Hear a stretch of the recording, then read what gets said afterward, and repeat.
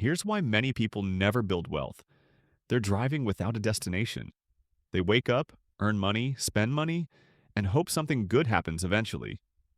But hope isn't a strategy, and without clear financial goals, you're not making progress.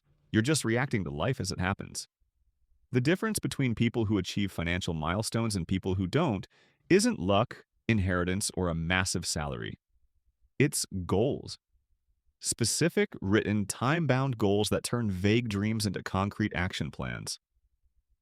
This is MindSnack Finance. Bite-sized lessons with lasting value. You know what's wild? Most people spend more time planning a 2-week vacation than planning their entire financial future. They'll research hotels, create itineraries, budget for trips, but ask them about their financial goals and you get blank stares or vague statements like, I want to buy a house or I need to save more. That's not a goal, that's a wish. And wishes don't build wealth. Today, we're going to change that. We're going to break down exactly what a financial goal is, why they're critical, how to set them properly using a framework that actually works, and how to balance multiple goals without overwhelming yourself. Let's get into it. Before we talk about how to set goals, you need to understand why they matter. Because if you don't buy into the why, you'll never commit to the how.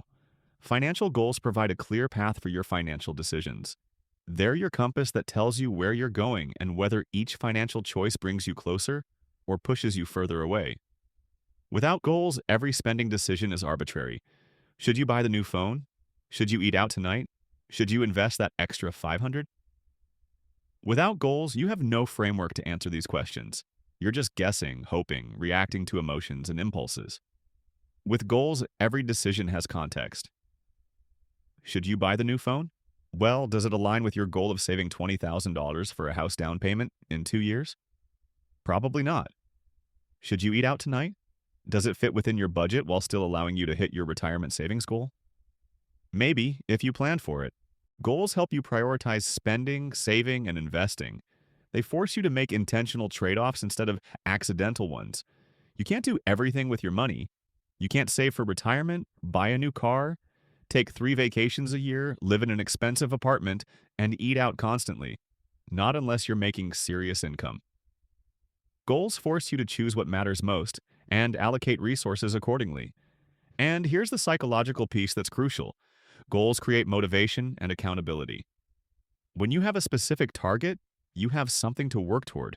You can measure progress. You can celebrate milestones. Now that you understand why goals matter, let's talk about how to categorize them. Because not all goals exist on the same timeline, and treating them all the same is a recipe for failure. Financial goals fall into 3 time horizons: short-term, medium-term, and long-term.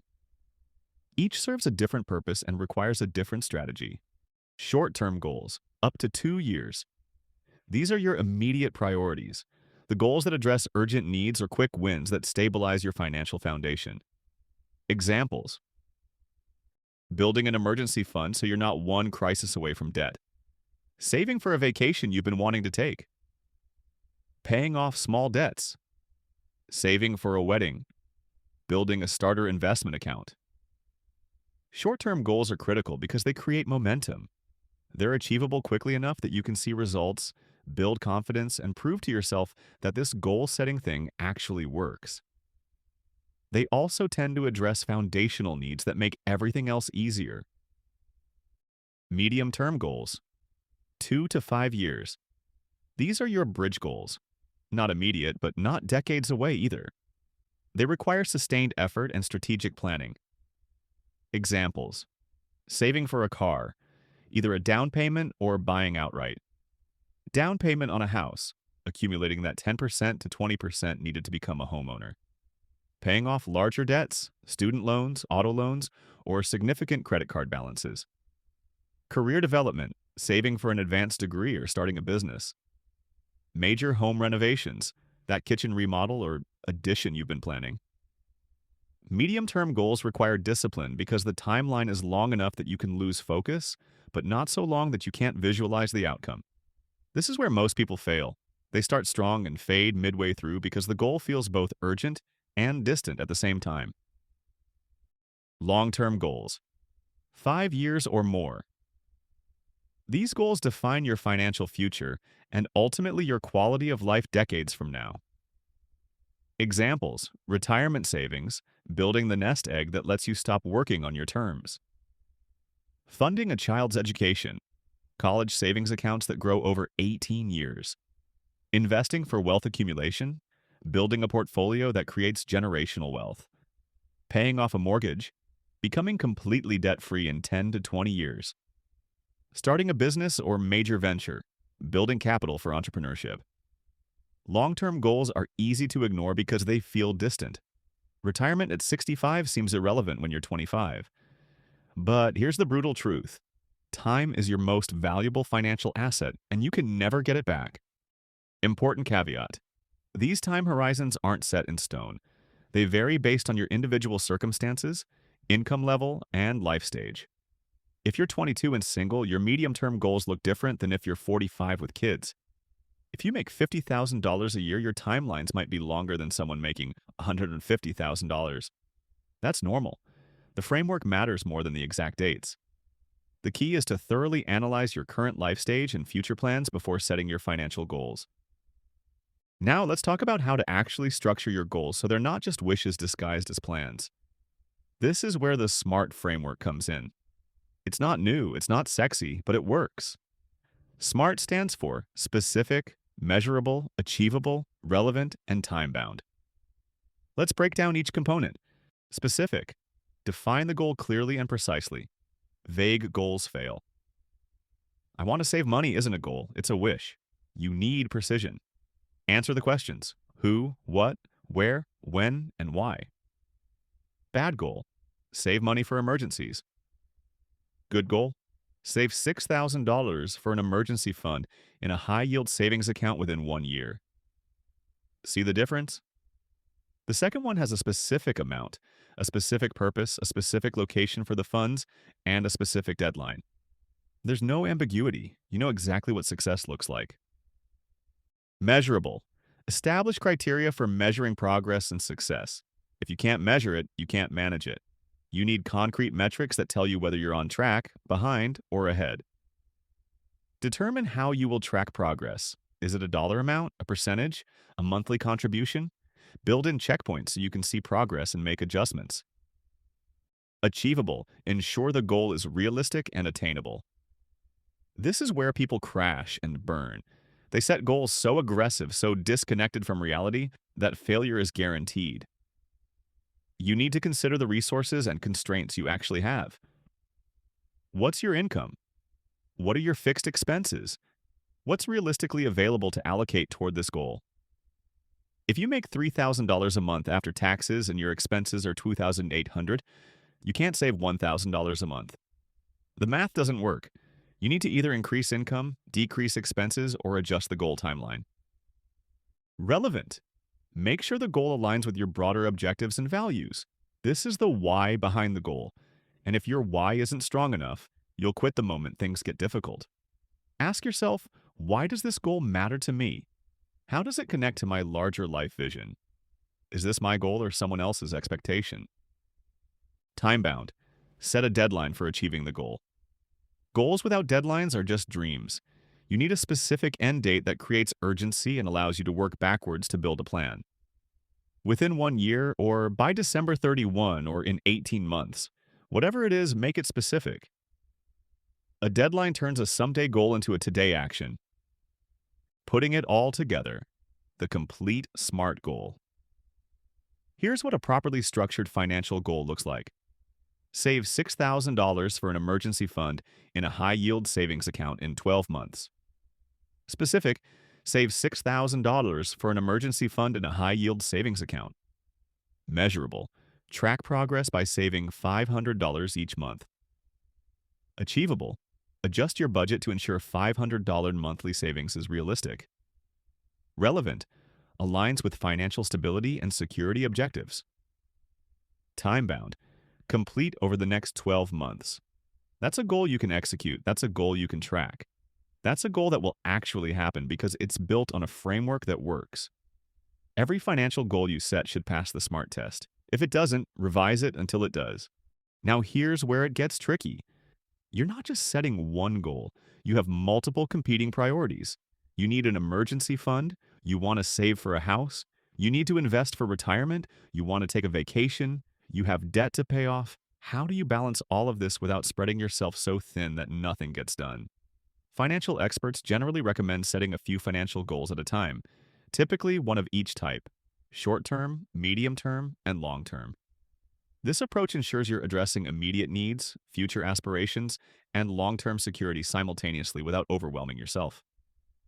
Here's what this might look like in practice. Short-term goal: build a $3,000 emergency fund in the next 12 months by saving $250 per month. Medium-term goal: save $14,000 for a car down payment in 3 years by saving $400 per month. Long-term goal: contribute $550 per month to retirement accounts to build wealth over the next 30 years. That's 3 goals, 3 different timelines, and a total monthly commitment of about $1,200. If your budget can handle that, you're simultaneously building security, working toward a tangible purchase, and securing your future. But what if your budget can't handle all 3? Then you prioritize. The hierarchy of financial goals generally looks like this. 1. Basic emergency fund first, at least $1,000 to handle immediate crises. 2. High interest debt elimination. Anything above 7% interest is an emergency. 3. Full emergency fund, 3 to 6 months of expenses. 4. Retirement savings, especially if you have an employer match, that's free money. 5. Medium-term goals, house down payment, buying a car, etc. 6. Additional long-term goals: kids' education, wealth building, mortgage payoff. This isn't rigid. Your situation might warrant a different order, but the principle holds: secure your foundation, emergency fund, and high-interest debt before you build anything else. Otherwise, you're building on sand. What if you can only commit to one goal right now? Then start with the most critical one for your situation. Avoid the trap of setting 10 goals at once. That's not ambition. That's self-sabotage. You'll make minimal progress on all of them, see no real results, get discouraged, and quit. Better to set 3 meaningful goals, hit them, and then set one more than to set 10 and hit none. And remember, goals aren't permanent. Life changes. Priorities shift. Your goals should evolve with your circumstances. Review them quarterly, adjust as needed. Setting goals is one thing, achieving them is another. And this is where most people fail, not in the planning, but in the execution. Here's how to actually make your goals happen. Write them down. This sounds obvious, but most people don't do it. Goals that live only in your head can vanish. Goals written on paper become commitments. The act of writing crystallizes the goal and increases your likelihood of achieving it by a significant margin. Automate what you can. If your goal is saving $500 a month for an emergency fund, set up an automatic transfer on payday from checking to your high-yield savings account. Remove the decision-making. Remove the temptation to skip a month. Automation is discipline you only need to create once. Track your progress visually. Use a spreadsheet, a budgeting app, or even a simple chart on your wall. Seeing progress builds momentum. Watching that emergency fund grow from $0 to $500 to $1,000 to $2,000 creates positive reinforcement that keeps you going. Build in accountability. Tell someone about your goals, a partner, a friend, an accountability group. When someone else knows what you're working toward, you're more likely to follow through. Social pressure can be a powerful motivator. Celebrate milestones. When you hit 25% of your goal, acknowledge it. When you hit 50%, celebrate appropriately. This doesn't mean blow your savings on a party, but recognize the progress. Positive reinforcement matters. Review and adjust regularly. Set a recurring calendar reminder to review your goals monthly or quarterly. Are you on track? Did something change in your life that requires adjusting the timeline or the amount? Life happens. Goals should adapt. When you hit a goal, set the next one. The habit of goal setting and achievement compounds. People who hit one financial goal are exponentially more likely to hit the next because they've proven to themselves that it works. Financial freedom starts with a goal. What's yours?